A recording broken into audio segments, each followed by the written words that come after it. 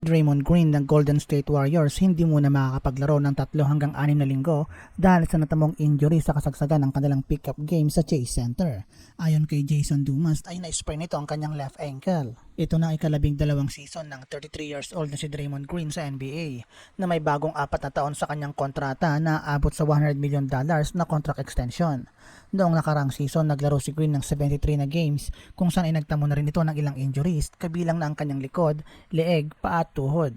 2 season na ang nakakalipas nang na-miss nito ang 1 buwan dahil sa pinsala ng kanyang likuran. Ang opening game ng Warriors ay magaganap na sa October 25 at dahil na rin sa injury ni Green na kung aabutin ito ng 6 na linggo ay maaaring hindi ito makapaglaro sa 10 games sa pag-uumpisa ng 2024 NBA regular season.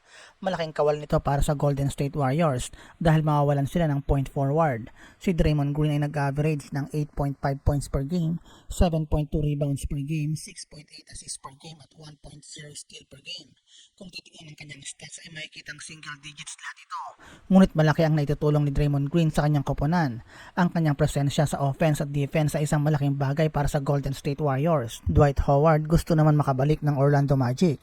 Nitong nakaraan lang sinabi nito na gusto niya makabalik at maging parte ulit ng Orlando Magic. At gusto din niyang matulungan ang team sa kung ano man ang gustong i-accomplish ng Orlando Magic.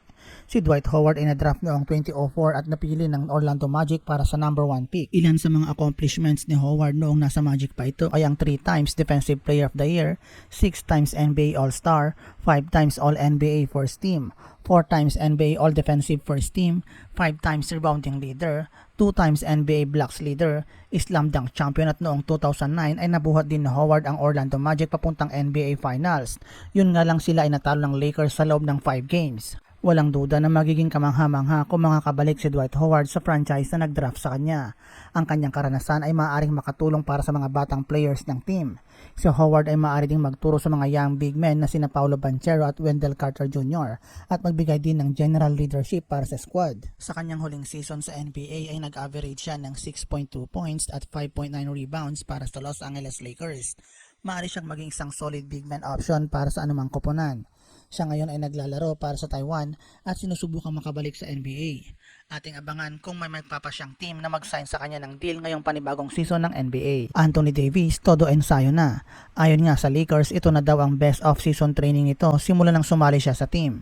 Last month ay nag-sign ito ng 3 years contract extension na nagkakahalaga ng $186 million kung saan ito ang richest annual extension sa kasaysayan ng NBA na mayroong $62 million per year. Si Anthony Davis ay isa sa mga pinakamahusay na manlalaro sa NBA.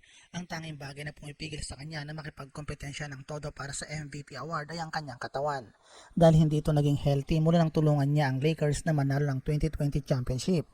Ang 8-time All-Star ay nagtamo na rin ng maraming injuries sa lower bodies nito. Pero sa nakalipas na playoffs ay pinakita nito kung gaano siya kalakas. Siya ay nag-average ng 22.6 points, 14.1 rebounds at 3.1 blocks sa loob lang ng 16 games.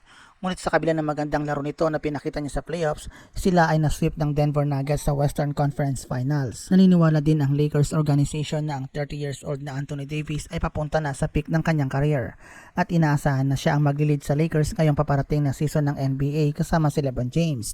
Naging matagumpay din ang off-season ng Lakers dahil sa pagkuha nila ng mga talented players gaya na Jackson Hayes, Taurean Prince at Cam Reddish, Gabe Vincent na sobrang ganda ng pinakitang performance sa nakaraang playoffs para sa koponan ng Miami Heat at Christian Wood na siguradong malaki ang maiaambag bilang substitute ni Anthony Davis. Ayon pa nga kay Austin Reeves, asahan na daw natin ang pag-improve ng shooting ni Anthony Davis dahil sa matinding training nito ngayong off-season. Inihayag naman noong Sabado ng team ng Charlotte Hornets na mamimiss ni Kai Jones ang training camp dahil sa personal na rason nito. Si Jones na siyang 19th overall pick sa 2021 draft ay nakuha ang atensyon ng karamihan ng nakaraang linggo dahil sa kanyang aktibidad sa social media. Sa isang Instagram live session nito sa pag-uumpisa ng buwan ay kakaiba ang kinikilos nito habang sinasabi sa mga manonood na naniniwala siyang hindi siya magagawang i-trade ng Hornets. Nag-viral ang ilang clip ng video tungkol sa kakaibang kinikilos at pag-uugali ni Jones sa kanyang live. Pero pinabulaanan naman ito ng Hornet Center at itinanggi ang mga akusasyon sa kanya na siya ay lasing sa kanyang live. Sa iba pang post nito sa Twitter ay sinabi ni Jones na mas mahusay siya kaysa sa kanyang mga teammates na sina LaMelo Ball at Brandon Miller. Maliban dyan ay sinabi nito na siya ang mananalo sa Los Angeles Lakers star na si LeBron James kung sila ay maghaharap sa one-on-one match. Sa kabila ng mga pangyayari kay Jones ay sinabi naman ng coach ng Hornets na sila ay patuloy na may constant communication sa 22 years old na Kai Jones. At ang kinakasangkutan nitong mga issue ay kasalukuyan ng ginagawa ng hakbang para sa ikakaayos ng lahat. Manatiling updated sa mga kaganapan sa NBA sa pamamagitan ng pag-follow sa ating channel. Maraming salamat sa inyong panonood.